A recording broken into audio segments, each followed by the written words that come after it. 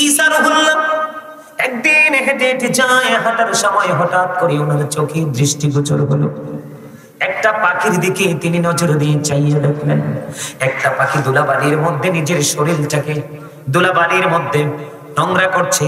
আবার ধুলাবালি যখন ভরে যায়, সেই পাখিটা একটু পাশে একটা জলাশয় আছে, পানি আছে, পানির মধ্যে গিয়ে গোসল করে। দেখবেন ভিজা পায়ে ভিজা হাতে কিন্তু বালু বেশি লাগে, লাগে কিনা? পাখিটা যখন ময়লা করে আবার যখন পুকুরে গেলেন, ওখানে গাটা পরিষ্কার করলেন। পরিষ্কার করার পরে তিনি আবার এসে গাটা ময়লা করলো, আবার তিনি শরীরটা পানিতে ধুইলেন। এমনি করে করে 5 বার ঈসা নবী চিন্তা করতেছে ব্যাপারটা কি। ইচ্ছে করে গাটা ভরাচ্ছে, ময়লা করছে, আবার পানিতে ধৌত করছে। ধৌত করার পরে অত্যন্ত সুন্দর দেখা যায়। ধুলাবালি যখন বডিতে লাগে, বিজয় শরীরে একেবারে নোংরা হয়ে যায়, তাই তো? আবার ঈসা রুহুল্লাহ চিন্তা করতেছে ব্যাপার কি, কারণ কি রে, এটা বলার কারণ কি, এটা করার কারণ কি। তাৎক্ষণিক ভাবে ফেরেশতা চলে আসলেন ঈসা রুহুল্লাহর কাছে। এসে ডেকে ডেকে বলে, আল্লাহর নবী গো, টেনশন কোনো কারণ নেই, সমাধান নিয়ে আসলাম। কি সমাধান? এবার ঈসা রুহুল্লাহকে ডেকে ডেকে বলছেন, ফেরেশতা নবী গো, এটা অন্য কিছু নয়, এটা শুধু আল্লাহর প্রিয় হাবিবুল্লাহর উম্মতের নিদর্শন। হুজুর, কেমন নিদর্শন? আমরা কিন্তু বিভিন্ন রূপে বিভিন্ন রঙে রূপান্তরিত করে আল্লাহ রাসূলের সিস্টেম অনুযায়ী জিকির করি। যেমন রমজান মাসে রোজা রাখা, তারাবি পড়া, আল্লাহর হুকুম মানা, এটাও কিন্তু জিকির। কথা কয় না? আছে না তারাবি 20? আসেনি? কথা কয় না? আমি আপনাদেরকে বলি কেমনে গো, আখির নবীর নিদর্শন কেমন করে, উম্মতের নিদর্শন কেমন করে হলো। আবার ঈসা নবীকে রাস্তা জানিয়ে দিলেন যে আখিরে নবীর উম্মত যখন 5 ওয়াক্ত নামাজ পড়বে, মাঝে মাঝে গ্যাপ থাকবে। গ্যাপের মধ্যে তারা অন্যায় করবে। অন্যায় অপরাধ করার পরে যখন সে যেমন ফজর পড়লো, জোহর পর্যন্ত লম্বা একটা সময় আছে না নাই? লম্বা সময়ের মধ্যে সেই অপরাধ করে ফেললো, জোহর পড়ার কারণে তার গুনার কাফারা হয়ে যাবে। এমনি করে করে 5 ওয়াক্ত নামাজের মধ্যে গ্যাপ রয়েছে। এই গ্যাপের মধ্যে যত গুনাহ হবে, গুনাহগুলোর কাফারা হয়ে যাবে। হাদিস শরীফে রাসূল এমনি ভাবে বলেছেন, আসসালাতুল খামস ওয়াল জুমআতু ইলাল জুমআ ওয়া রমাদানু ইলা রমাদান মুকাফফিরাতুল লিমা বাইনাহুন্না ইযা তুনিবাতিল কাবাইর। আমার নবী বলেছেন, এ হবিগঞ্জ, আটকুরিয়া, বড় বাড়ির আমার ভাই, আমার বাবারা, আমার মা, আমার বোনদেরকে ডেকে ডেকে বলবো গো, হৃদয় খুলে শোনো গো, কখনোই কোনো লস হবে না। তুমি নারী হলে নবীর প্রিয় হয়ে যাবা, পুরুষ হলেও নবীর প্রিয় হয়ে যাবা। নবীর প্রিয় হতে পারলেই মনে করো না তুমি আল্লাহর প্রিয় হয়ে গেছো। আল্লাহ রাব্বুল আলামিন বলেছেন, মাইয়ুতির রাসূলা ফাকাদ আতা আল্লাহ। আল্লাহ বলেছেন, হি হো অবিস দা অ্যাবসেন্ট অবিস আম্ম। যে ব্যক্তি রাসূলের নির্দেশ মানলো, সে যেন আল্লাহর নির্দেশ মানলো। রাসূল রাজি তো আল্লাহ রাজি, রাসূল চাইলে তো তোমার জন্য জান্নাত রাজি। আমার নবী বলেছেন, 5 সালাতুল খামস, 5 ওয়াক্ত নামাজ, ওয়াল জুমআতু ইলাল জুমআ, এক জুমা থেকে আরেক জুমার মধ্যে গ্যাপ আছে না নাই? এক সপ্তাহের গ্যাপ, ঠিক কিনা বলেন? ওয়া রমাদানু ইলা রমাদান। আমি যদি 360 দিনে এক বছর ধরি, তাহলে বন্ধু এই বছরে 30 দিন, ওই মাথায় 30 দিন, 60 দিন আমি ধরে নিলাম। চাঁদের কারণে হয়তো 2 দিন কমতে পারে, ঠিক কিনা বলে? 2 দিন আমরা 2 দিকের রোজা 30 করে 60 মাইনাস হয়ে গেল, 60 মাইনাস হয়ে গেল, আরো বাকি রয়েছে 300 দিন। কত শত? কথা বলেন না? আরো অবশিষ্ট রয়েছে 300 দিন। আপনার 2 দিকে রমজান মাসকে যথাযথভাবে আপনি কাজে লাগানোর কারণে আপনার 300 দিনের গুনার কাফারা হয়ে যাবে। তবে শর্ত হলো মুকাফফিরাতুল লিমা বাইনাহুন্না ইযা তুনিবাতিল কাবাইর।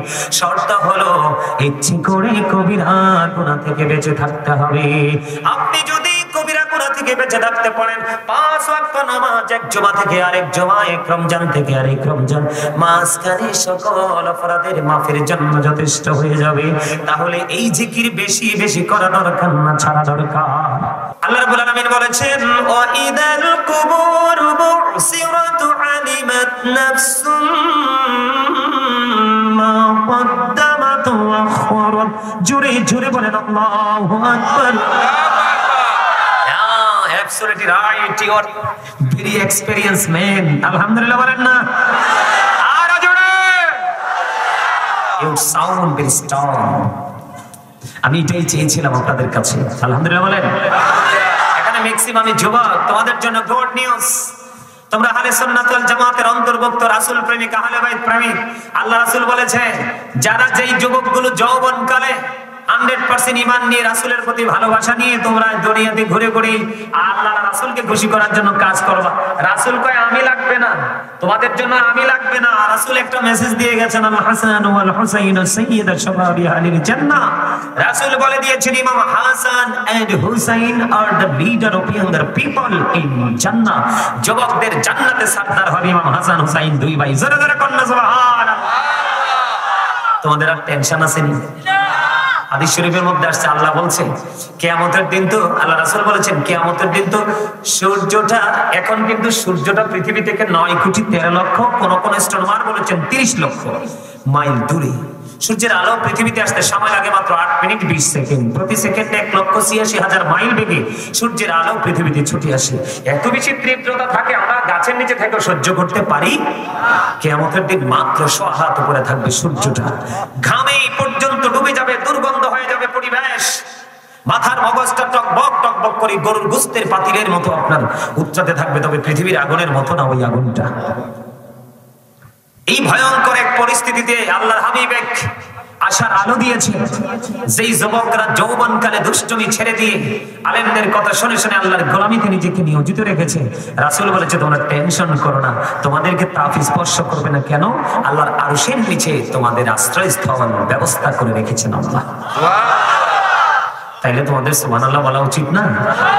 সুবহানাল্লাহটা তো জিকির, এটা পৃথিবী এবং পৃথিবীর মধ্যে যা কিছু আছে সবকিছুর চেয়ে পবিত্র হলো সুবহানাল্লাহ। এটা বেশি বলা দরকার না। আর সায়েন্টিফিক যারা ওনারা গবেষণা করে বলেছেন যে জিকির যত করবে তোমাদের হার্ট স্ট্রং থাকবে। জিকির ইজ দ্য হার্ট মেডিসিন, জিকির হলো হার্টের ঔষধ। আর রাসূল বলেছেন তোমাদের মনের ঘরে যত ময়লা যুক্ত হয়, যখন তোমরা জিকির করো, জিকিরের কারণে তোমাদের হৃদয় থেকে ময়লাগুলো দূর হয়ে যায়। জোরে বলেন না সুবহানাল্লাহ। তাহলে জিকিরের দরকার আছে না?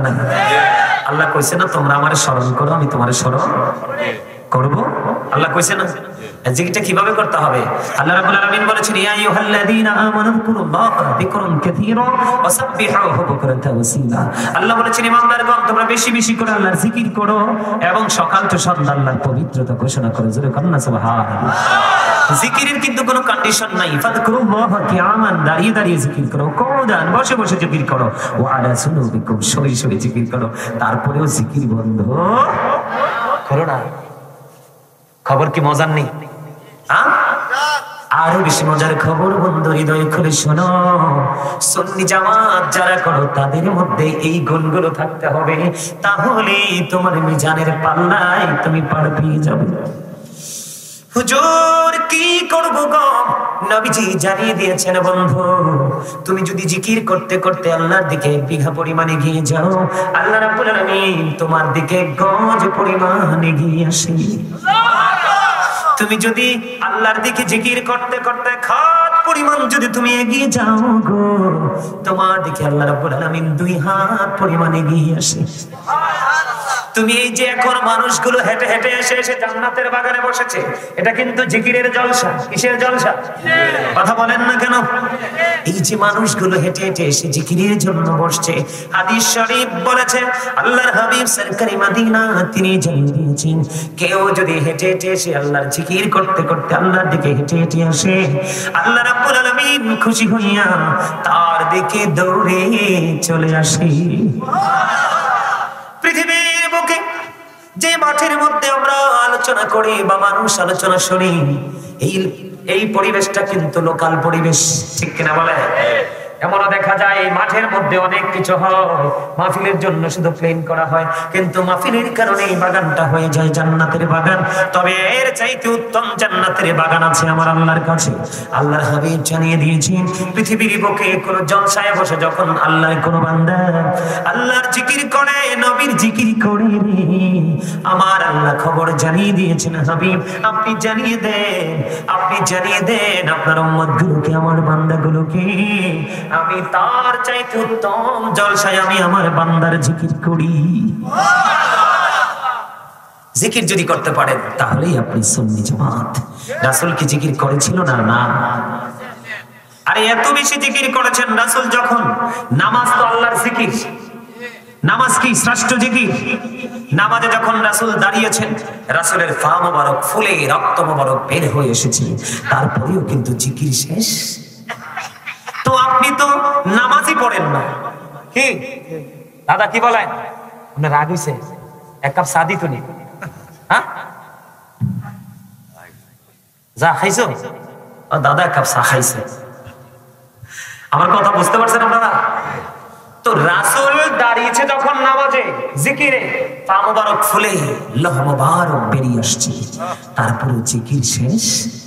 আর আপনি তো জিকির করতে জানি না। কোন চিন্তা নিয়ে উম্মত দাবি করেন? পরিচয় পাবেন না তো, রাসূল স্বীকৃতি দিবে না তো। সুন্নি জামাত করলেই হবে? শব্দটা ইউজ করলেই হবে? এই সুন্নি জামাত কাকে বলে? মা আনা আলাইহি ওয়া আসহাবি। রাসূল বলেছেন যারা আমাকে আমার সাহাবায়ে কেরামদেরকে অনুসরণ করবে তারাই যাবে জান্নাতে। সাহাবায়ে কেরাম কিভাবে জিকির করতে জানেন? জানেন না? ছোট্ট করে বলবো আবু বকরের জিকিরের কন্ডিশনটা। বন্ধুরে আমার, আবু বকর সিদ্দিক রাদিয়াল্লাহু তাআলা দিনের জন্য সব খরচ করতে শুরু করলেন। খরচ করতে করতে করতে করতে বন্ধু একেবারে দুস্থ হয়ে গেল। মসজিদের মধ্যে আজান হয়ে গেল বন্ধু। কিন্তু আবু বকর আজকে নামাজ পড়তে যাইতে যে একটা পোশাকের শর্ত আছে, পোশাক তো নাই। এখন আবু বকর কি করবে রে? গায়ের মধ্যে ছোট্ট জামা, পরনে ছোট্ট জামা, এই জামা পরে নামাজ হবে না। তখন তিনি কি করলেন? গায়ের জামার সঙ্গে নিজের গড়ে বালিশের গিলাফ ছিঁড়ে ফেললেন, নিজের জামার সাথে সেলাই করলেন, খেজুর কাটা এবং খেজুর পাতাকে সুই সুতা হিসেবে ব্যবহার করে তিনি জামা বানাইলেন, সুন্দর করে নামাজ পড়তে গেলেন। দেরি হয়ে গেল। এবার আমার নবীজি একটা ডাক দিয়ে বললেন, হে আবু বকর, আমি থাকা অবস্থায় তোমাদের এমন অবস্থা, আমি চলে গেলে না জানি কি অবস্থা হবে। আবু বকর ডেকে ডেকে বললেন, ইয়া রাসূলুল্লাহ, ইয়া হাবিবাল্লাহ, নবী গো, ও প্রাণের নবী, আমি ইচ্ছে করে দেরি করিনি গো নবী। নবীজি জানে কি জানে না? নবীজিকে আল্লাহ রাব্বুল আলামিন জানার ক্ষমতা দিছে কি দিছে না? নবীজি গায়েবের খবর বলতে পারে কি পারে না? যেটা আমি আপনি পারি না সেটা নবীজি পারে। যেটা আমি আপনি দেখি না সেটা নবীজি দেখে। যেটা আমি আপনি জানি না সেটা নবীজি জানে রে। এবার নবীজি নামাজ শুরু করলেন। নামাজ শেষ হয়ে গেল। এবার যখন নবীজি মসজিদ থেকে বাহিরের দিকে একটা কদম মোবারক বের করে দিলেন, বের করে দেওয়ার পরে এবার চেয়ে দেখলেন জিবরাইল আলাইহিস সালাম আমার নবীজির সামনে খেজুর পাতার পোশাক পরে হাজির।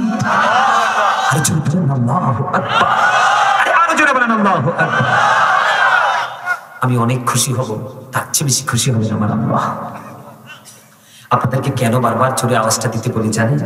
আপনার আমার পবিত্র কাজের ক্ষেত্রে যতগুলো বাধা প্রদান করে, সবগুলো বাধা প্রদান করে শয়তান। কে? আল্লাহ কোরআনে বলেছে, Satan is the eternal enemy of the believers. শয়তান তোমাদের প্রকাশ্য শত্রু। কে? ইন্না শাইতানা লাকুম আদুউন ফাত্তাখিযুহু আদুওয়া। আল্লাহ বলেছেন আমি না, তবে মুমিনদের জন্য একটা গুড নিউজ। আল্লাহ রাব্বুল আলামিন বলেছেন মুমিনদেরকে তিনি মেসেজ দিয়েছেন, ইন্না কাইদা শাইতানি কানা দাঈফা। আল্লাহ বলেছেন শয়তান ডিসিপশন ইজ ভেরি উইক।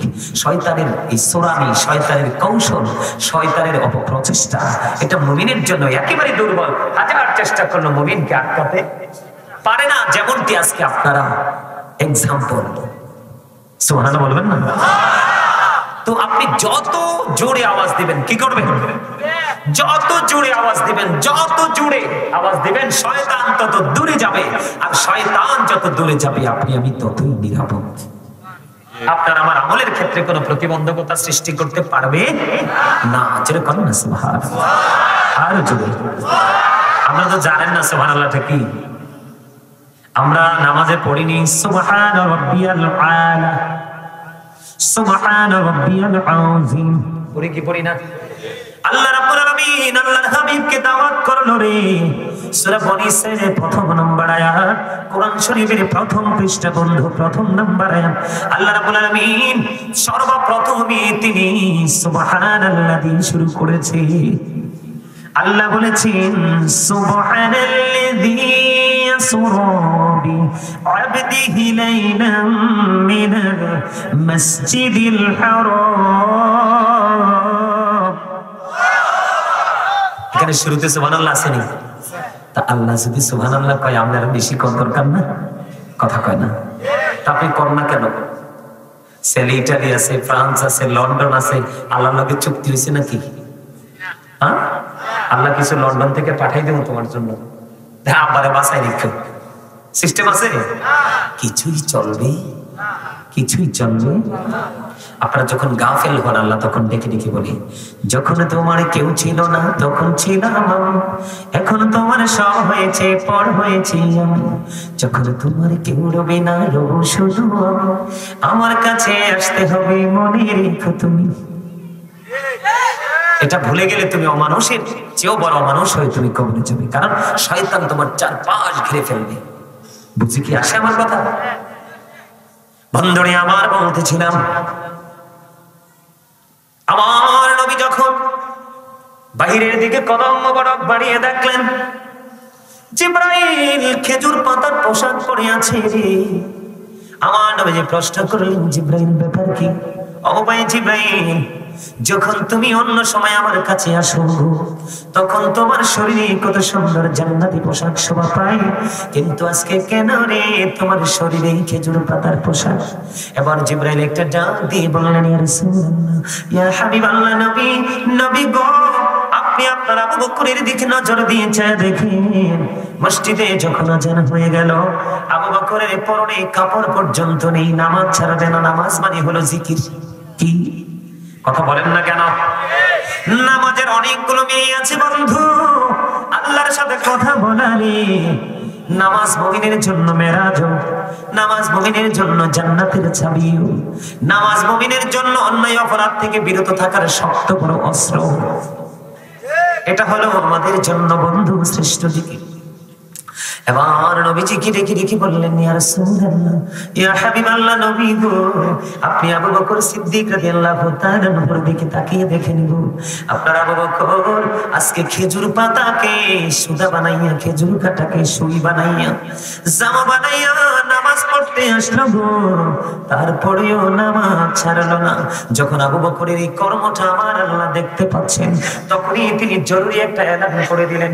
আসমানের সকল ফেরেশতাকে ডেকে ডেকে বলল, গো ও আসমানের সকল ফেরেশতারা, চাইয়া দেখো রে, আমার আবু বকর আজকে জামা পর্যন্ত নেই, ইসলামের জন্য দান করতে করতে করতে করতে একেবারে ব্যস্ত হয়ে গেল, আমার আবু বকরের জামা পর্যন্ত নেই, তারপরেও নামাজ ছাড়ে না রে। সে খেজুর কাটা এবং খেজুর পাতা দিয়া জামা বানাইয়া নামাজ পড়তে গেল। তোমরা আসমানের সকল ফেরেশতাকে আবু বকরের সম্মানার্থে খেজুর পাতার পোশাক পরো, কেউ যদি আপত্তি করো আমি তোমাদেরকে ফেরেশতাদের দপ্তর থেকে নামাইতে বাধ্য হব। ইয়া রাসূলুল্লাহ, ইয়া হাবিবাল্লাহ, নবী নবী গো, আল্লাহ রাব্বুল আলামিনের এই কঠিন সতর্কবাণী শুনি শুধু আমি নয়, আজকে আসমানের সকল ফেরেশতা খেজুর পাতার পোশাক পরেছে। আর জোরে বলেন না সুবহানাল্লাহ। দুঃখজনক হলেও বন্ধু সত্য, আপনি আমি কত নামাজ জীবনে পড়লাম রে, জীবনে কোনোদিন মিথ্যা কথা ছাড়তে পারলাম না। কত নামাজ পড়েছি, মানুষের বদনাম ছাড়তে পারলাম না। নামাজ পড়ার পরেও সুদ ছাড়তে পারলাম না।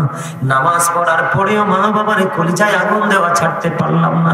তাহলে বোঝা যায় আমরা নামে যদি সুন্নি জামাত হয়ে থাকে, কাজের সুন্নিয়ত কিছুই নাই। কথা বলেন না কেন? কারণ আপনি ফিউচারে যখন যাবেন শুধু কবর দিয়ে শেষ নয় রে, আপনার মিজান রয়েছে, ফলছেরা তো রয়েছে। এই দুটো বড় ভয়ঙ্কর জায়গা। বন্ধু, আমি ধীরে ধীরে এই জায়গাগুলো সম্পর্কে আপনাদেরকে আলোচনা শোনাবো। তবে আজকে জিকির নিয়ে আলোচনা করব, কেমনে জিকির করলে আমরা সুন্নি জামাত বলে বিবেচিত হব। রাসূল আল্লাহ রাব্বুল আলামিন এবং আল্লাহর হাবিব আমাদেরকে শ্রেষ্ঠ জিকির করণায়না হিসাবে আমাদেরকে কবুল করে নেবে। জানার ইচ্ছা আপনাদের আছে না? আরো জোরে বলেন না। সবাই বলে সুবহানাল্লাহ বল আল্লাহর জিকির, আলহামদুলিল্লাহ বল আল্লাহর জিকির, লা ইলাহা ইল্লাল্লাহ বল আল্লাহর জিকির, আলহামদুলিল্লাহ বল আল্লাহর জিকির, আল্লাহু আকবার বল আল্লাহর জিকির। কাউকে ভালো কাজের জন্য ডাকা আল্লাহর জিকির, কাউকে খারাপ কাজ থেকে বাঁচিয়ে রাখার জন্য কাউকে উপদেশ দেওয়া আল্লাহর জিকির। হজ হলো আল্লাহর জিকিরের জুলুস, যে আমলটা বিভিন্ন জায়গা পরিদর্শন করে সম্পূর্ণ করা হয় এটাকে বলা হয় জিকিরের জুলুস। আর যে আমলটা একই জায়গায় দাঁড়িয়ে বসে সম্পূর্ণ করা হয় এটাকে বলা হয় জিকিরের জলসা। যেমন নামাজ হলো মাওলার জিকিরের জলসা, আজকের মাহফিল হলো জিকিরের জলসা, কারণ একই জায়গায় দাঁড়িয়ে এবং বসে আমরা জিকিরটা সম্পূর্ণ করব। ওমা ঠিক না? ঠিক বলবেন না? কি যে মজার ওয়াজ! আপনার আসলে কি মজা পান না? আমি কি ছেড়ে দিব? আমার কিন্তু অসুবিধা নাই। আপনারা শুনতে না চাইলে তো প্রেশার ক্রিয়েট করতে পারবো না, কারণ মনের ঘরে জোর করে ঢুকতে পারবো না। মনের ঘরের দরজা এত শক্ত চাচা, পৃথিবীর কোন যন্ত্র দিয়ে তালা খোলা যায় না। একমাত্র তালা খোলার অস্ত্র হলো প্রেম। কি আরো জোরে!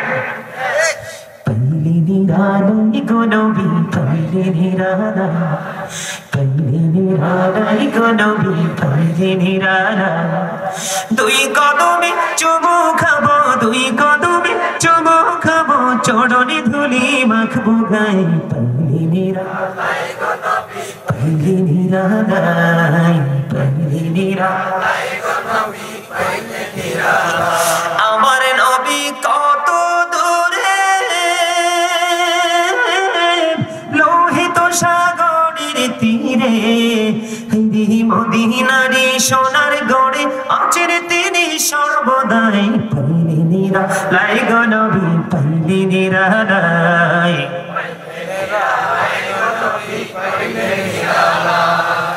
দুর্বল দুর্বল ইন্দ্রেদি কটা বইছে মোহের ভিতরে একবারে হামুকের মতো।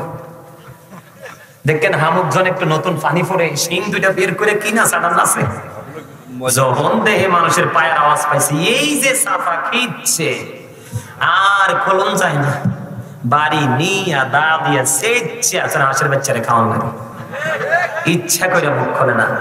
যারা মুখ খোলেন না তাদের পিঠে আজকে দুইটা সিল পড়বে। কয়টা? দুটোটাই নেগেটিভ। আপনারা হয় কৃপণ হিসাবে বিবেচিত হবেন, আল্লাহ এবং আল্লাহর হাবিবের কথা শোনার পরেও আপনার জবান বন্ধ, আপনি শ্রেষ্ঠ কৃপণ। আপনি যদি বলেন না হুজুর আমি তো কৃপণ না, তাহলে আমি মনে করবো আপনি অহংকারী। আরে অহংকারী কে আল্লাহ? আমি একটু আগে বলছি না যে আল্লাহ মানুষকে তার ইচ্ছে মতো করে বানাইছে? এই মানুষকে অহংকারের কারণে তাকে কাল হাসরের দিন পিপিলিকা বানাবে।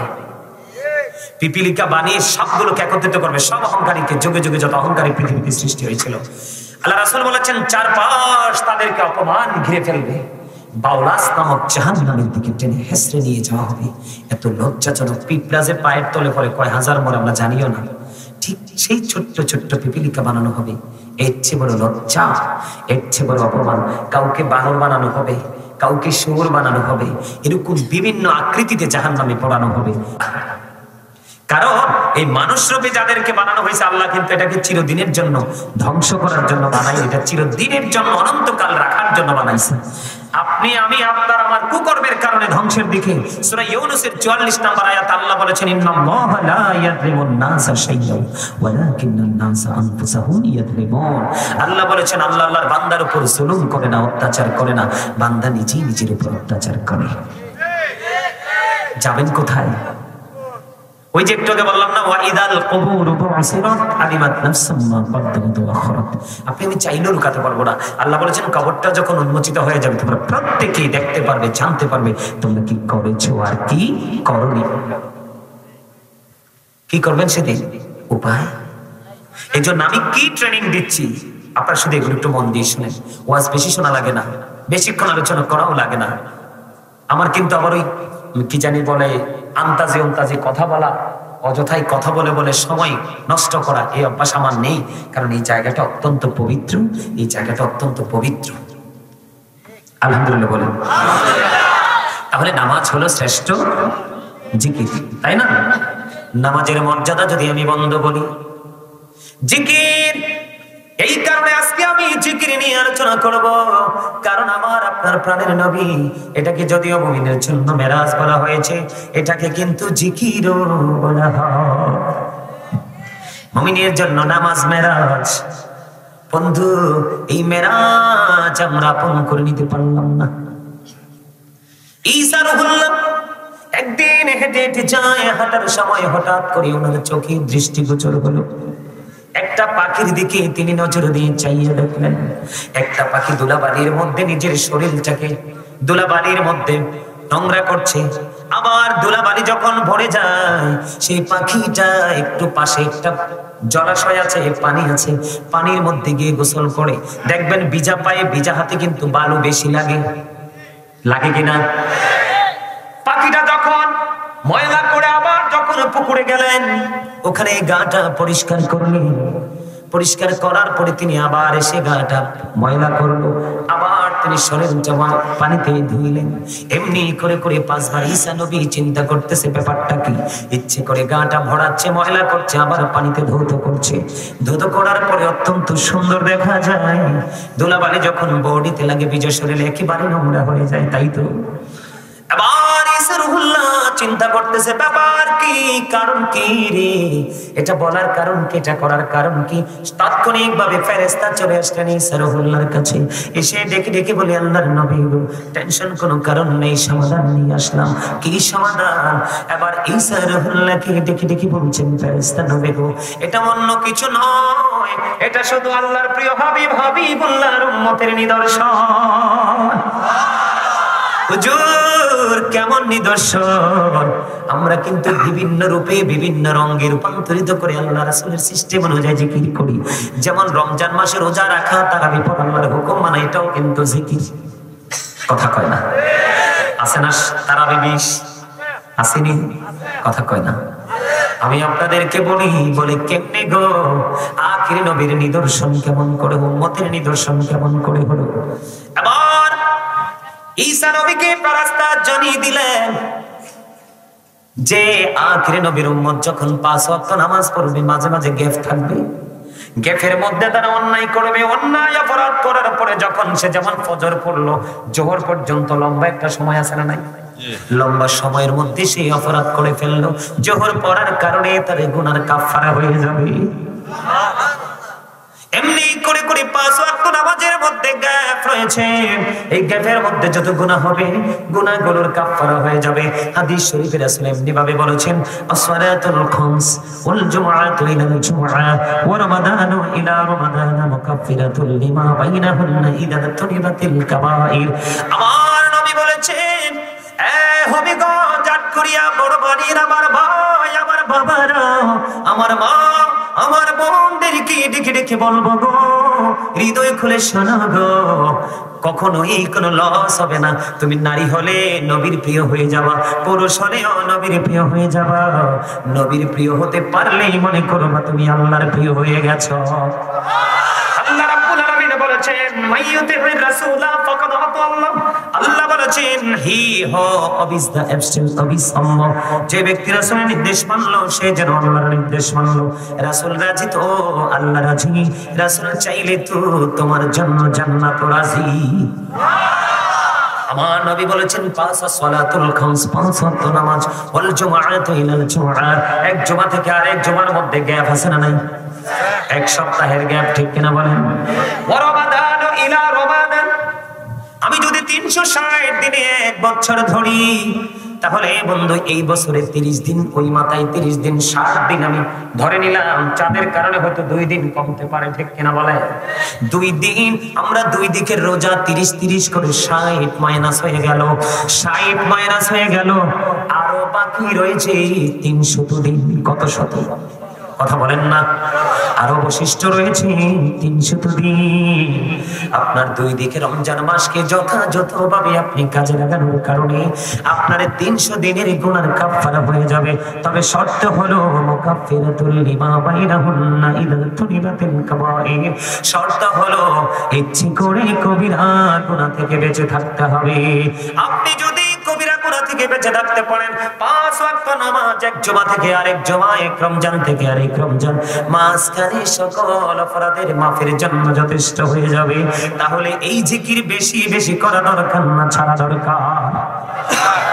বলেন না কেন? তাহলে আমরা কি করছি? তাহলে আপনি সুন্নি জামাত হিসেবে দাবি করতে পারেন? কথা বলে না? আপনি তো 5 ওয়াক্ত সঠিকভাবে পড়তে পারেন না, অতিরিক্ত নফল নামাজ তো থাক দূরে।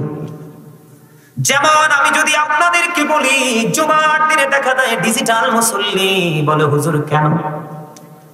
জুমার দিনটা হলো ঈদুল ফিতর, ঈদুল আজহার দিনের চাইতেও দামি। লম্বা জামা পরে নামাজ পড়া একটা সুন্নাহ আলাদা।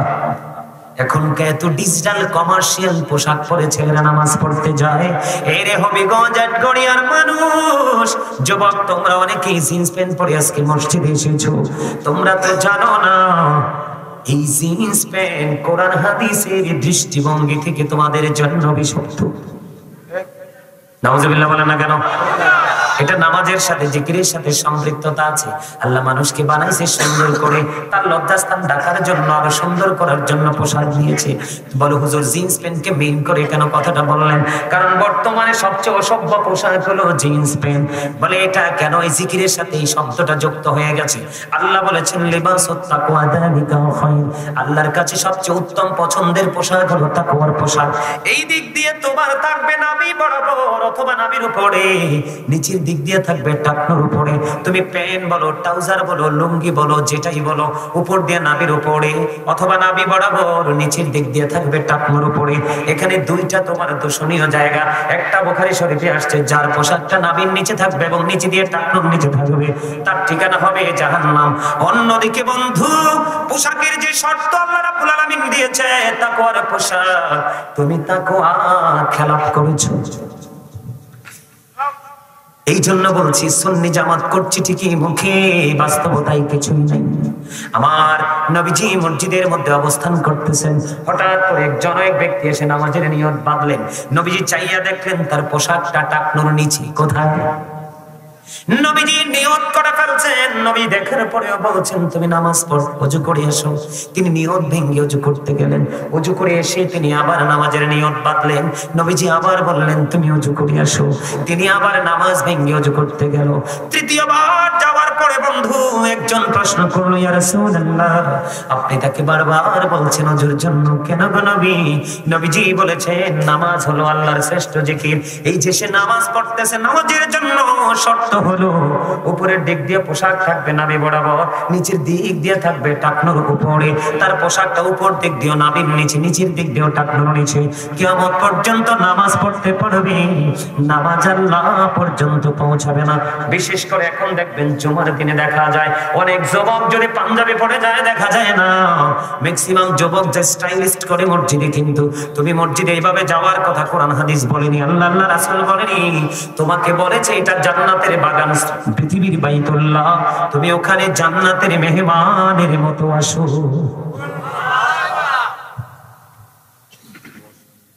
কিসের মতো আসো? মেহমানের মতো আসো। রুকুতে গেলে পিছনের দিক দিয়ে তার লজ্জাস্থান দেখা যায়। আপনাদের এলাকায় হয়তো নাই, আপনার এই জন্য কিছু বলছেন না। আমার নিজের চোখে বন্ধু অনেক দেখেছি, এটা জিকিরের সাথে যুক্ত। সুন্নি জামাত করতে হলে সব জায়গাকে আমাকে মডিফাই করতে হবে, কারণ আমি শুধু ইমানের জায়গায় সীমাবদ্ধ নয়, আমাকে মিজানেও যেতে হবে। ঠিক না বলেন বন্ধু? নবীজি বললেন 5 ওয়াক্ত নামাজ এক জুমা থেকে আরেক জুমা, এক রমজান থেকে আরেক রমজান। এই কাজগুলো যদি তুমি সঠিকভাবে করতে পারো, তোমার ছোট ছোট সব গুনাহ কাফারা হয়ে যাবে। তবে শর্ত হলো তোমাকে কবিরা গুনাহ থেকে বেঁচে থাকতে হবে। আওয়াজ তুলে বলেন না আল্লাহু আকবার। জিকিরে লাভ আছে না লস? আল্লাহর হাবিব হাদিস হাদিস শরীফের মধ্যে এসেছে আমার রাসূল বলেছে তোমাদের বাড়ির আঙিনায় যদি পুকুর থাকে তুমি যদি দৈনিক যদি পুকুরের মধ্যে 5 বার গোসল করো কয়বার 5 বার যদি গোসল করো তোমার গায়ের মধ্যে কোনো ময়লা থাকবে না দুর্গন্ধ থাকবে না ঠিক তেমনি ভাবে নামাজ নামক জিকির প্রতিদিন তোমার জন্য বরাদ্দ 5 ওয়াক্ত যেই সময় 5 ওয়াক্ত নামাজ নামক জিকির তোমার জন্য বরাদ্দ করা হয়েছে ওই সময়ে কোনো সুস্থ মানুষের কোনো কাজ থাকে না আপনি কাজের অজুহাত দেখাতে পারেন এটা আপনার সমস্যা আসলে আদতে সময় কোনো কাজের সময় না ফজরের সময় এমন একটা সময় ঘুম শেষ দিনও শুরু জোহর এমন এক সময় আপনি ফার্স্ট টাইমে কাজ শুরু করলেন জোহরের সময় লাঞ্চ টাইম জোহর করে আপনি আবার কাজ ধরলেন আসরের সময় কাজ ফিনিশ করার সময় ঠিক কিনা বলে তারপরে সূর্য অস্ত যাওয়ার সঙ্গে সঙ্গে মাগরিব ঘুমানোর আগে রিল্যাক্স মোডে এসা পড়ে ঘুমান এখানে কোনো ধরনের কোনো প্রেসার নাই এটা হলো জিকির এত মজার জিকির এই জিকির বললাম সূরা আনকাবুতের মধ্যে এসেছে বন্ধু ইন্নাস সালাতা তানহা আনিল ফাহশাই ওয়াল মুনকার আল্লাহ বলেছেন নামাজ মানুষকে খারাপ কাজ থেকে অশ্লীল কাজ থেকে বাঁচিয়ে রাখে তাহলে এটা খারাপ কাজ থেকে বাঁচার জন্য সবচেয়ে বড় অস্ত্র মুমিনের জন্য আবার মেরাজ আবার এটাকে সঠিকভাবে করতে পারলে হাদিস শরীফের মধ্যে এসে যেটা আবার জান্নাতের চাবি কথা বলেন না কেন নাকি ভুল বলছি আরো জোরে বলেন না এই জন্য রাসূল বলেছেন বাড়ির আঙিনায় যদি পুকুর থাকে দৈনিক যদি 5 বার গোসল করো যেমনি শরীরে কোনো ময়লা থাকবে না ঠিক তেমনি ভাবে যদি তুমি 5 ওয়াক্ত নামাজ পড়তে পারো তোমার বডিতে কোনো গুনাহ থাকবে না তোমার আমলনামায় কোনো গুনাহ থাকবে না তাহলে আপনার জিকিরের দরকার আছে না নাই নবীজি প্রতিদিন তওবা করে আমাদেরকে তওবা শিক্ষা দিয়েছেন তিনি নিষ্পাপ মাসুম হওয়ার পরেও আপনি নবীর উম্মত মাথা থেকে পা পর্যন্ত গুনাহ আপনি বুকে হাত দিয়ে বলেন কয়দিন আপনি তওবা করেছেন আপনার তো অন্তরে ভয় নাই আতঙ্ক এটা আপনার মধ্যে নাই ঠিক কিনা বলে হযরত আবু যর রাদিয়াল্লাহু তাআলা আনহু থেকে বন্ধু হাদিস বর্ণিত এখন কি শীত চলে কিনা কয়দিন পরে দেখবে আপনাদের এলাকায় গোটা বাংলাদেশে আমাদের দেশের কথাটাই বলছি অন্য দেশের কথা নয় দেখবেন শীতের কারণে শুষ্ক হয়ে গাছের পাতাগুলো ঝরে ঝরে পড়বে কি পড়বে না আরো জোরে কন্যা পড়বে কি পড়বে না আপনাদেরকে বোঝানোর জন্য এটা যেটা হাদিস শরীফ আমার বানানোর কথা নয় বন্ধু আমার নবী শীতের দিনে বের হলেন বের হওয়ার পরে দেখলেন শীতের কারণে শুষ্ক হয়ে গাছের পাতাগুলো বন্ধ ঝরে ঝরে পড়ছে নবীজি দেখতে পেয়ে গাছের ঢাল ধরলেন ধরার পরে আবু যরকে একটা ডাক দিলেন আবু যর উত্তর দিলেন লাব্বাইক ইয়া রাসূলুল্লাহ আমি হাজির এবার আমার নবী আপনার নবী দো জাহানের বাদশা নবী তিনি বললেন হে আবু যর তুমি চাইয়ে দেখো শীতের কারণে শুষ্ক হয়ে গাছের পাতাগুলো কেমন করে ঝরে ঝরে পড়ছে আল্লাহর বান্দাগুলো নামাজ নামক জিকিরের মাধ্যমে যখন আল্লাহর কুদরতি কদমে যখন সেজদাটা লাগাইয়া দিবে রে ওই শীতের দিনের গাছের পাতার মতো বিরামহীন ভাবে তার গুনাহগুলি ঝরে পরিষ্কার হয়ে যাবে ঝরে ঝরে বলুন না সুবহানাল্লাহ এই জিকির করা যেমন তেমন জিকির নয় এই জিকির করার সময় আপনাকে সর্বোচ্চ সচেতন থাকতে হবে আপনি যখন এই নামাজে দাঁড়াবেন বন্ধু আমার দিকে তাকান আপনি যখন নামাজে দাঁড়াবেন আপনার মনোযোগটা হতে হবে অত্যন্ত সূক্ষ্ম এবং তীক্ষ্ণ বলে হুজুর কেমন আপনি যখন নামাজে দাঁড়াবেন আপনি মনে করবেন আপনার সামনেই যেন বাইতুল্লাহ আপনি যখন নামাজে দাঁড়াবেন আপনি মনে করবেন আপনার ডান দিকে যেন জান্নাত বরাদ্দ আপনি যখন নামাজে দাঁড়াবেন আপনি মনে করবেন আপনার বাম দিকে জাহান্নাম আপনি যখন নামাজে দাঁড়াবেন আপনি মনে করবেন আপনি যেন দাঁড়িয়ে আছেন ফুলছিনাতের পোলের উপরে একটু যদি ব্যতিক্রম হয় 19-20 হয় আমি পড়ে যাব জাহান্নামে তার মানে এই ফুলছিনাত মানে হলো কি আপনি এতটা সতর্কতার সাথে নামাজটা পড়তে হবে একটু যদি গাফেল হন একটু যদি নামাজের ত্রুটি হয়ে যায় অমনোযোগী হয়ে যান তাহলে ঠিকানা হবে বন্ধু জাহান্নাম আপনি মনে করবেন আপনার পিছনে দাঁড়িয়ে আছে আজরাইল এই নামাজটা আপনার জীবনের শেষ নামাজ এই চিন্তা করে যদি আপনি নামাজ পড়তে পারেন জিকির করতে পারেন তাহলে আপনি হবেন সফল ইমাম বুখারীর নাম শুনছেননি হযরত ইমাম বুখারী কেমনে নামাজ পড়ছে আপনারা জানতেন নি বন্ধু? ইমাম বুখারী একদিন নামাজ পড়তেছেন, নামাজ পড়ার সময় ওনার জামার মধ্যে জুব্বার ভিতরে ঢুকে গেল বন্ধু বিষাক্ত পোকা। বিষাক্ত পোকা ঢুকে ঢুকে তিনি কিন্তু নামাজ পড়তেছেন, নাকি কামড়াচ্ছে। উনি নামাজ শেষ করার পরে ছাত্রকে ডাক দিয়ে বললেন, তুমি দেখো তো আমার পিঠে কি। তখন আপনারা কি বলেন জানি না, আমাদের দেশে বল্লা বা বেঙ্গুল বলে। খুব বিষাক্ত দুইটা পোকা, একটা হলো হলুদ আর একটা হলো কালো। এমন ভাবে একটা নয় দুইটা নয় 10টা কামড় দিয়েছে। ছাত্র দেখতে পেয়েছে কয়টা কামড়, 10টা কামড় দিয়েছে। এবার ছাত্র বলল, হুজুর এত বিষাক্ত পোকা আপনাকে 10টা কামড় দিল, আপনি কি অনুভব করতে পারলেন না? কেমন করে গো আপনি নামাজ চালিয়ে গেলেন? ইমাম বুখারী উত্তর দিয়েছেন, আমি নামাজে দাঁড়িয়ে যখন কোরআন তেলাওয়াত ধরেছি, আমার কাছে এই কোরআন তেলাওয়াত এতটা মধুময় মনে হয়েছে, আমার কাছে বিষাক্ত পোকার বিষ একেবারে নাথিং মনে হয়েছে। আর আপনারে আমার একটা মশাই কামড় দিল ঠুস করে থাবড়া থাবড়ি, ঠিক না? আপনারা কি আমার এই ওয়াজটাই কষ্ট পাইতেছেন? এগুলো যদি আমরা করতে পারি তাহলেই হবে সুন্নি জামাত।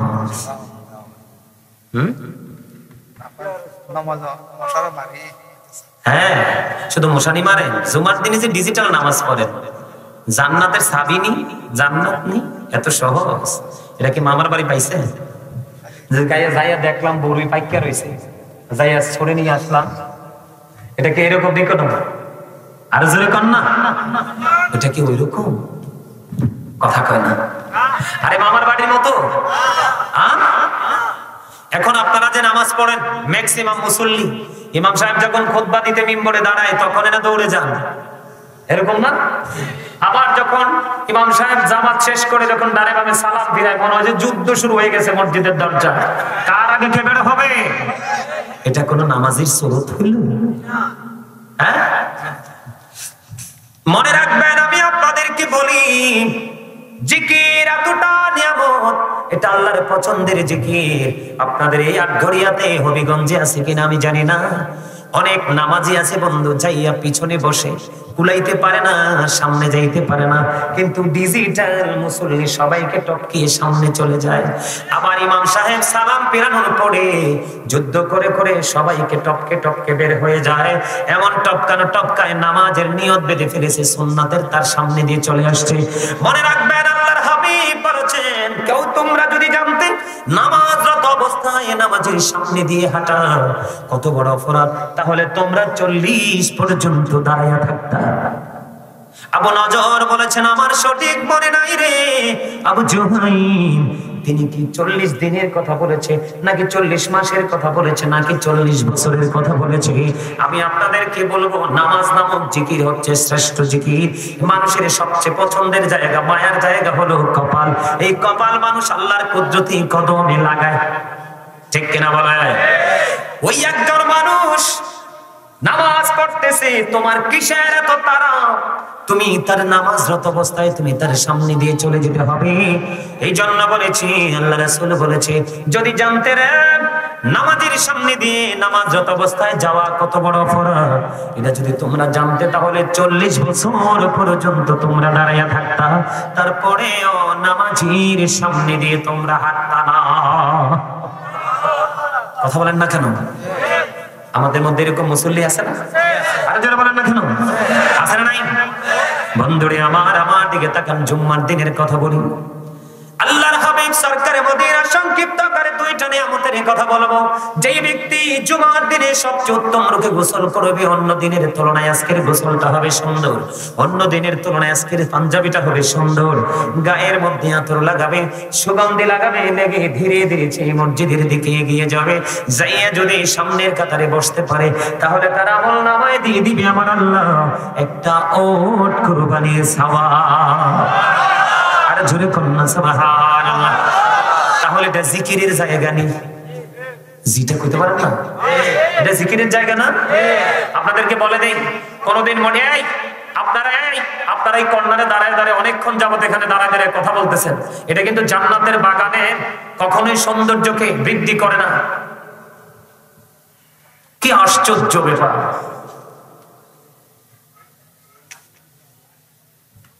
আসলে কি আমার আলোচনাগুলো আপনার কাছে ভালো লাগে? কার কার কাছে ভালো লাগে সোজা দুইটা হাত তুলে দেখান তো এইভাবে। আল্লাহু আকবার, ইয়া রাসূলুল্লাহ, জিন্দাবাদ জিন্দাবাদ। আল্লাহু আকবার। আমি বইছি আরে দেখছি হাসে, আই কি ব্যাপার, কি হাসে, কা মজা পাইতেছে মনে, আসলে তো মজা পাইতেছে, স্লোগান দেখে না বুঝলাম। মারহাবা কর না, কি কইছেন? আহলে সুন্নাত ওয়াল জামাত, রাসূলও বলছে আহলে সুন্নাহ ওয়াল জামাত ইজ দ্য বেস্ট পার্টি। সুন্নি জামাত হলো শ্রেষ্ঠ দল। এই দলকে আল্লাহ বলবে ইউ গো টু প্যারাডাইস, জান্নাতে চলে যাও। আর অন্যথায় বাকিগুলো কি বলবে? You have to go to hell, কিচ্ছু করার নাই, তোমাদের যেতে হবে জাহান্নামে। এই জন্য বলছি শুধু সুন্নি জামাত বলে বলে লাফালে চলবে না। সুন্নি জামাত আপনাকে 3টা ধাপ অতিক্রম করার জন্য আপনাকে স্ট্রে করতে হবে। 3টা ধাপের জন্য আপনাকে এখান থেকে বাজার করতে হবে। ওখানে কোনো বাজার নাই, ওখানে শুধু আছে পুরস্কার। বুঝে আসছে? এবার বলেছি বন্ধুবার দিনের রওনা দিয়ে দিলেন, চলে গেলেন সবার আগে সামনের কাতারে। আল্লাহর হাবিব আরেকটা মজার খবর দিল, ওই ব্যক্তি আসলো সবার আগে এবং বের হয়েছে একেবারে সবার পরে। তার মধ্যে কোনো তাড়াহুড়া নাই, তার মধ্যে কোনো ধরনের কোনো ইয়া নাই, আপনার কি জানি বলে অস্থিরতা নেই। সে কি করলো? ধীরে ধীরে সে বসে বসে এই জুমার দিনের সবগুলো কর্ম একটার পর একটা স্টেপ বাই স্টেপ শেষ করে ফেললো। সব মানুষগুলো যুদ্ধ করে করে বের হয়ে গেল গো, কিন্তু ওই ব্যক্তিটা সবার পরে বের হলো। আল্লাহর নবী বলে, উম্মত সবাই তোমরা শুনে রাখো, এই যে ব্যক্তিটা সবার আগে আসলো এবং সবার পরে বের হলো, সে বাড়ি যাইতে, তার বাসায় যাইতে যদি সে কখনোই কোনো গাড়ি সিএনজি অটো যদি ইউজ না করে, সে হেঁটে হেঁটে যদি তার বাড়িতে যায়, তার প্রত্যেকটা কদমে কদমে তার আমলনামায় 1 বছরের নফল ইবাদতের সওয়াব দেওয়া হবে। এখন আমাদের দেশের মুসল্লি কি সবার আগে যায় নাকি সবার পরে যায়? তো এরা কি সুন্নি জামাতের লোক? তোমার কথা কয় না। আমার নবী যখন সাহাবায়ে কেরামদের সামনে বয়ান দিত, সাহাবায়ে কেরাম আমার দিকে তাকান, ঘাড়টাকে এভাবে যে নিচু করতেন। রাসূল বলছেন আমার মনে হতো মাঝে মাঝে যেন তাদের ঘাড়ের পক্ষিটা বসে গেছে। আর আমি আপনাদের সামনে কথা বলছি বা অন্যান্য উলামায়ে কেরাম যখন কথা বলে, আপনাদের মধ্যে কত রকমের ঋতু যে এসে টাচ করে। কি একটা গান আছে না, 6টি ঋতুর গড়ায় বিস্তার রূপের নাই রে শেষ, সেই যে আমার জন্মভূমি সোনার বাংলাদেশ। এখন মানুষের অন্তরে 6 ঋতু না তুমি 3, 6, 18 ঋতুর চেয়ে বেশি।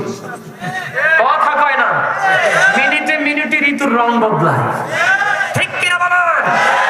এক ঋতুর দেশ, এক ঋতুর মানুষ যদি হতো, সেই ঋতুর নাম প্রেম। ঠিক, আমি আল্লাহকে রাজি করবো, রাসূলকে রাজি করবো, আর কিচ্ছু যদি না হয়, গাজী সুলাইমান আল কাদরীর আলোচনা আপনি মন দিয়ে শুনবেন, কি করবেন? আচ্ছা হেই আমি কমও আনি, কিন্তু হাদিয়া মরে দিতে হইবে। আমার খুবই প্রিয় একটা গজল গাওয়ার অনুরোধ করেছে, আমার আলোচনার সাথে গজলের 100% মিল। হাদিয়া দিতে রাজি তো ইনশাআল্লাহ? তো আপনারা? আরে না, মেয়েরা পরীক্ষা না করছে মেয়ে, আমি 50 নাম্বার দিই। আরে না আমি এখন না, গজল গাইলে আচ্ছা দিল পরে পরে, না গজল গাইলে এটা আগে নিলে হাদিয়া হইতো না, গজল গাইয়া সারলে হাদিয়া হইব। ঠিক না? আপনাদেরকে তো আমি ইয়ে করছি, আপনাদেরকে মার্ক দিব তো। এই মিয়া, যদি কোনো আলেম, যদি কোনো মহল্লার ইমাম সাহেব তার শ্রোতার পক্ষে সাক্ষী দেয়, ইমাম সাহেবের উসিলা আল্লাহ তাকে জান্নাতি বলে ঘোষণা করে দিবেন। কেন জানেন? আল্লাহ না বলছে, join with my dear people, come to my paradise ফাদখুলি ফি ইবাদি ওয়াদখুলি। আমার প্রিয় লোকের সাথে যুক্ত হও আর আমার জান্নাতে চলে আসো। কেন প্রিয় কারা? আল্লাহ বলেছেন, আলা ইন্না আউলিয়া আল্লাহি লা খাউফুন আলাইহিম ওয়া লা হুম ইয়াহজানুন। আমরা সুন্নি জামাতের সবাই জানি, আমার দিকে তাকান, behold verily the friends of Allah have nothing to fear or to regret. আল্লাহ রাব্বুল আলামিন বলেছেন, নাহনু আউলিয়াউকুম ফিল হায়াতিদ দুনিয়া feel আখিরাহ, we are your protecting friends in the life of the world and in the hereafter। আমরাই তোমাদের বন্ধু দুনিয়ার জীবনে এবং পরকালের জীবনে। আল্লাহর ওলি যারা, হক্কানি আলেম এবং হক্কানি আল্লাহর ওলি যারা, তাদের বন্ধু সরাসরি আল্লাহ নিজে। কথা বলেন না? তো যাদের বন্ধু আল্লাহ নিজে, আপনি তাদের সাথে কি প্রেম করলে আল্লাহর বন্ধু হতে পারেন না? আরে আল্লাহর বন্ধু হওয়ার জন্য সবচেয়ে মজার জিকির হলো এই নামাজ। সুবহানাল্লাহ বলেন না? নামাজের মধ্যে কিন্তু সব আছে, কথা বলে না। আরে নামাজের মধ্যে ঈমান আছে, প্রেম আছে, আমল আছে, সাবি আছে, সব আছে। প্রত্যেকটা নামাজ শুরু করেন কি দিয়া? সুন্নাত দিয়া। তার এনে রাসূল প্রেম আছে না? কথা কয় না। আপনারা কি বোকা? সুন্নাত দিয়ে শুরু করেন না? আপনাদের মনে কি কোনো সন্দেহ আছে? তো সন্দেহ না থাকলেই তো আপনারা ঈমানদার। জান্নাতের চাবিও নিলাম, প্রেমটাকে শক্ত করে নিলাম। এত ভয় পান কেন? আমার নবী বলেছেন সবার আগে তুমি মসজিদে যাবে আর সবার পরে তুমি জান্নাত থেকে বের হবে। তুমি বাড়ি যাইতে যতগুলো কদম লাগবে, তোমার প্রত্যেকটা কদমের বিনিময় তোমার আমল নামায় দেওয়া হবে 1 বছরের নফল ইবাদতের সওয়াব। প্রজেক্টরের মাধ্যমে আমার মা বোনেরা কিন্তু আলোচনা শুনছে। এখন ওনারা বলতে পারেন যে হুজুর শুধু বারবার পুরুষের পজিটিভ, পুরুষের নেয়ামতের কথা বলছে, আমরা তো নারী, আমাদের ফয়সালা কি? আমি আমার মা বোনদেরকে ডেকে ডেকে বলবো, আল্লাহর হাবিব বলেছেন মহিলাদের বাইরে নামাজ পড়ার চাইতে তার ঘরের অভ্যন্তরে নামাজ পড়ায় বাইরের নামাজের চাইতে 27 গুণ বেশি সওয়াব। মা বোনদের সবচেয়ে বড় মসজিদ হলো তার ঘরের অভ্যন্তর, বারান্দাও না। রাসূল বলেছেন বারান্দার নামাজের চাইতে তার ঘরের অভ্যন্তরের নামাজ অনেক উত্তম। তাহলে মা বোনের অত্যন্ত পর্দার সাথে তার রুমের মধ্যে বসে ইবাদতে নিয়োজিত থাকবে। জোরে জোরে কোন সুবহানাল্লাহ। আমাদের দেশে কিন্তু কাল বৈশাখী ঝড় আসতেছে, সাবধান থাকবেন। আমাদের দেশে কিন্তু নতুন ফতোয়া জোয়ারের পানির মতো ভেসে ভেসে আসছে যে মা বোনদেরকে মসজিদে নেওয়ার জন্য তারা পায়তারা করছে। আমার অনলাইনে আলোচনা করা আছে, একাধিকবার আলোচনা করেছি। আসছে সামনে রমজান, শবে মেরাজ, শবে বরাত। আমি হয়তো আগামী 7 তারিখে এই বিষয়টা নিয়ে আবারও আমি আলোচনা করব। মা বোনরা তাদের ঘরের বারান্দায় পর্যন্ত রাসূল নামাজ পড়তে নিষেধ করেছেন।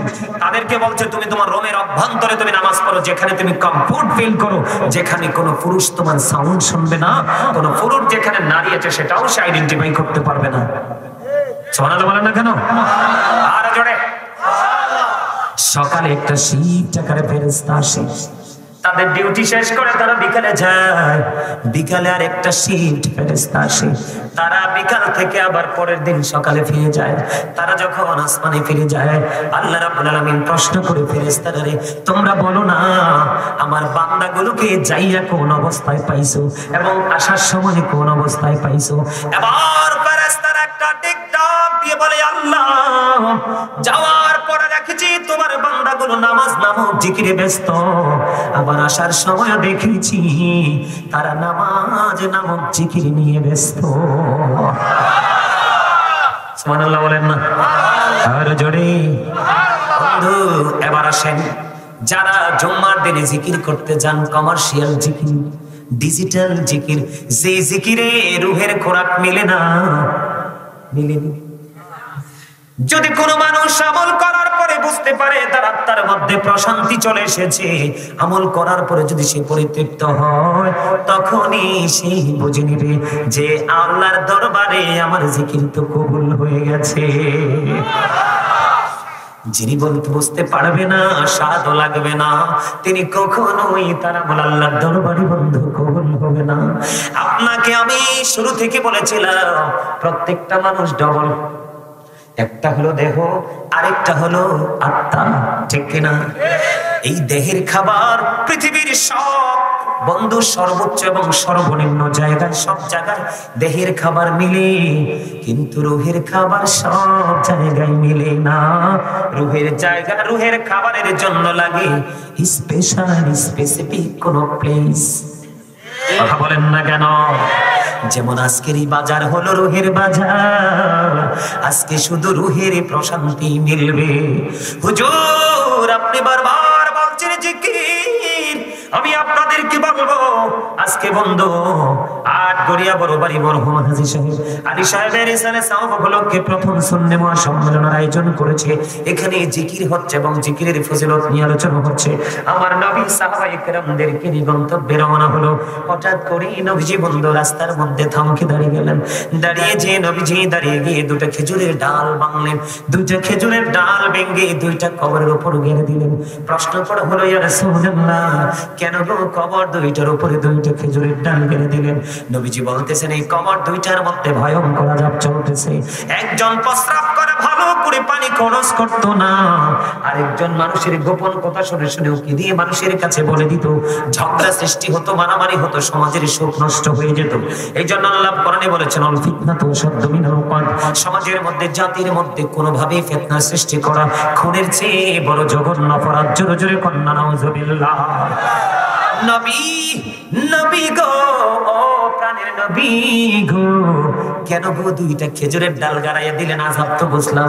নবীজি বলতেছেন যতক্ষণ পর্যন্ত খেজুরের ডাল দুইটা সবুজ থাকবে ততক্ষণ মালিকের জিকির করবে, আর জিকির যতক্ষণ চলবে রে ততক্ষণই কবর আযাব বন্ধ।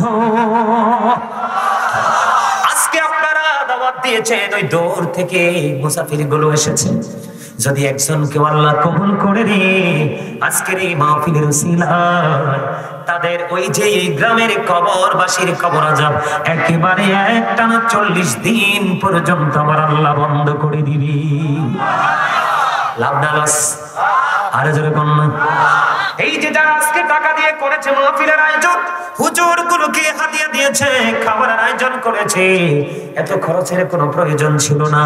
আবু বকর সিদ্দিক রাদিয়াল্লাহু তাআলা আনহু বললেন, মাত্র 1 দিরহাম যদি খরচ করতে পারো আমি আবু বকরের সাথে জান্নাতে বন্ধু হয়ে থাকবা। এই মাহফিলে লাভ না লস? এবার হযরত আলী চতুর্থ খলিফা তিনি বলে দিয়েছে, এই নবীর প্রেমে নবীর খুশিতে সুন্নি মহাসম্মেলন করলা, ঈদে মিলাদুন নবী করলা, যেটাই করলা নবীর প্রেমে পড়ে আল্লাহর খুশির জন্য। হযরত আলী রাদিয়াল্লাহু তাআলা আনহু বলে দিয়েছে, এটাও কিন্তু জিকির, যে ওই ব্যক্তির মরণ হবে ঈমানের সাথে, কাল হাসরের দিন বিনা হিসাবে যাবে সে জান্নাতে। তাহলে এই মাহফিলে জলসায় লাভ না লস? আরে জোরে বলেন না লাভ না লস? মরহুম আলী সাহেবের পুরো পরিবার ধন্য, উনিও ধন্য, সুযোগ্য সন্তান একটা যাচ্ছে ফ্রান্সে, শাহিন আলম। আমি আজকে শুধু শাহিন না আর জামাল ভাই, জামাল ভাই, আজকে শুধু জামাল ভাইয়ের কারণে আমার এখানে আসা। উনি অসুস্থ মানুষ, কত অনুরোধ, ওনার বাবা নাকি আমার অনেক ভক্ত ছিলেন। আমাকে জামাল ভাই বলেছে, হুজুর আপনার জিকির বাবা শুনতেন, আজকে মাহফিলে যাবেন একটু বেশি করে জিকির করিয়েন। কিন্তু জিকির করব কেমনে? আমার সব ছাত্র দুর্বল। জিকির চলবে তো? আজকের মাহফিল আমি শেষ করবো জিকিরের মধ্য দিয়ে। আলহামদুলিল্লাহ বলেন না? এই জন্যই নবীর উম্মত হতে হলে কোন কন্ডিশনে জিকির করতে হবে সে বিষয়টা নিয়ে শুধু আলোচনা করছি। বিরক্ত হচ্ছেন না তো? কেউ কি বিরক্ত হয়? আরে জোরে। বন্ধু বলতেছিলাম, জিকিরের জলসায় বাইতুল্লাহ জান্নাতের বাগানে আপনি সবার পড়ে গেলেন। আপনি হলেন ডিজিটাল মুসল্লি, সবার পড়ে গেলেন, সবার আগে বের হয়ে গেলেন। নামাজ যদি পড়েছে তবে হাজিরা খাতায় তো নামটা উঠেনি। বলে হুজুর কেন গো হাজিরা খাতায় নামটা উঠেনি? না ওঠার কারণ হলো, যখন ইমাম সাহেব খুতবা দেওয়ার জন্য যখন মিম্বরে দাঁড়িয়ে যায়, ওই যে ফেরেশতারা পৃথিবীর সকল জুম্মার মুসল্লির নামগুলো 1-2 করে রোল নাম্বার করে করে লিস্ট করতে আসে, ওই ফেরেশতাগুলো নোটবুকটাকে ক্লোজ করে তারা ওই ইমাম সাহেবের খুতবা শোনার জন্য দাঁড়িয়ে যায়। পঞ্চম কাতার পর্যন্ত ডিম কুরবানির সওয়াব, এরপরে আর নাই, ডিমের পরে আর কিছু থাকেনি। এখন না কেন? তাহলে কোন মুসল্লি হইছে নিজে একটু চিন্তা করে দেখেন। কথা বলেন না কেন? আপনি কোন মুসল্লি হয়েছেন আপনি একটু চিন্তা করে দেখেন। আপনি সত্যিকারের নামাজি কিনা, জিকির করনেওয়ালা বান্দা কিনা? যে জিকির করে সে হলো জিন্দা, আর যে জিকির করে না সে হলো মুর্দা। যিনি জিকির করেন তিনি হলেন জাকির, আর যিনি জিকির করেন না তিনি হলেন গাফিল। জিন্দা এবং মুর্দা। এবার আসেন বন্ধু জিকির, আমি আপনাদেরকে সুন্নি জামাত হতে হলে একদিনে তো সহজ করা সম্ভব নয়। অনলাইন থেকে শুনবেন, বিভিন্ন আলোচনা টপিকস আকারে করা আছে। তবে মিজান এবং ফুলসিরাত নিয়ে ছোট্ট করে কথা বলবো, রাত্র অনেক হয়ে গেছে বন্ধু। আমি আপনাদেরকে বলে দিই, আপনারা একটু মন দিয়ে শুনবেন আমার কথাগুলো। এই যে মিজানের পাল্লাটা, মিজানের পাল্লায় তোলা হবে, একজন বান্দাকে জাহান্নামের দিকে নিয়ে যাওয়া হবে। আমার নবী ডাক দিয়ে বলবেন, আমার উম্মতকে তুমি কোথায় নিয়ে যাও? নবী গো, সে তো পাপী, জাহান্নামী। নবীজি বলবেন, তার আমল নামা কি মিজানে তুলেছো? কই তুলেছি? নবীজি বলবে, আমার সামনে আরেকবার উঠাও। বন্ধু তাকে আবার ব্যাক করে তার আমল নামা নেকের পাল্লাটা যেই দিকে, যখন নেকের পাল্লায় আমলগুলো দিবে রে, ছোট্ট একটা কাগজের টুকরা নবীজি তার আমল নামা নেকের পাল্লাই দিয়ে দিবে। একটু আগে ছিল তার নেকের পাল্লাটা হালকা রে, নবীজির ছোট্ট কাগজের টুকরা দেওয়ার কারণে তার নেকের পাল্লাটা হয়ে গেল অনেক ভারী। বলো হুজুর, এই ছোট্ট কাগজ নামক শব্দটা কি গো? এটা হলো নবীজির প্রেমের দুরূদ। জুম্মার দিনে কেউ যদি নবীকে ভালোবেসে মাত্র 80 বার দুরূদ পড়তে পারে, তার 80 বছরের সগীরা গুনাহ আমার আল্লাহ মাফ করে দিবে। তাইলে মিজানে ভয় আছে না? আমার নবীজি বলেছেন, দায়লামি শরীফের হাদিস, হাদিসের রাবী হলেন হযরত আনাস রাদিয়াল্লাহু তাআলা। আমি আমার মা বোনদেরকেও ডেকে ডেকে বলবো, ভাই বাবারা তো সামনেই আছেন। আমার নবীজি বলে দিয়েছেন, কোন বান্দা বান্দি নবীর কোন উম্মত, বন্ধু বৃদ্ধ এবং বৃদ্ধা, যুবক এবং যুবতী, কেউ যদি নবীকে ভালোবেসে প্রতিদিন 1000 বার যদি দরুদ পড়তে পারে, সেই জান্নাত না দেখা পর্যন্ত তার মরণ হবে না। তাহলে আপনার মিজানে কোনো ভয় আছে? এবার আসেন, আপনাকে ফুলচেরাতে নিয়ে যাব। ফুলচেরাতের পর 30,000 বছরের রাস্তা হবে, চুলের চাইতে চিকন হবে, হীরার চাইতে ধার হবে, উপরের দিক দিয়ে আগুন ঝুলন্ত, নিচের দিক দিয়ে আগুনটা উদিত, এত ভয়ঙ্কর। জিব্রাইল বলেছে, তোমরা টেনশন করো না, তোমাদের যে নামাজগুলো, যে আমলগুলো গুরুত্ব দেওয়া হয়েছে, মাস্ট বি করতে হবে। এই আমলগুলো করার পরে সকাল টু সন্ধ্যা 24 আওয়ার তোমরা শুধু নবীর প্রেমের দরুদ পড়ো। আমি জিব্রাইল কথা দিলাম রে, ফুলচেরাতের পুরোটা 30,000 বছরের রাস্তা আমি জিব্রাইল নিজে তোমাকে পার করে দেব। তাহলে আপনার কোনো ভয় আছে? মানুষের আরেকটা ভয়ের জায়গা আছে, মৃত্যুর সময় আজরাইল আলাইহিস সালাম প্রতিশ্রুতিবদ্ধ হয়েছে, কেউ যদি সকাল টু সন্ধ্যা কোনো টাইম টেবিল নাই, পবিত্র অবস্থায় শুধু বন্ধু নবীজির প্রেমের দরুদ সালাত সালাম করেছো, আমার নবীর প্রেমে পড়েছো, আজরাইল বলেছে, উম্মত টেনশন করো না, আমি তোমার মৃত্যুর সময় জানটা এমন ভাবে কবজ করব যেমনি নবী রাসূলের প্রাণটা আমি কবজ করেছি।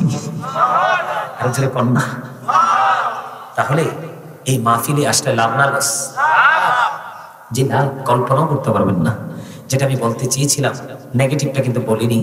সম্মানিত উপস্থিতি, আপনার আমার মরার পর আল্লাহ শক্ত করে ধরবে। আল্লাহ বলেছেন, ইন্না বাতুশা রাব্বিকা লাশাদীদ। আল্লাহ বলেছেন, the seizing of Allah is difficult. আল্লাহর পাকড়াও বড় শক্ত, বড় কঠিন। তার মানে আল্লাহ বান্দাকে খুব শক্ত করে ধরবে। আল্লাহ বলেছেন, ইন্নাল্লাহা সারিউল হিসাব। Allah is going to take account. Allah হিসাব গ্রহণে অত্যন্ত তৎপর। আপনাকে আমাকে ধরবে খুব শক্তভাবে, হিসাবও দেবে খুব শক্তভাবে।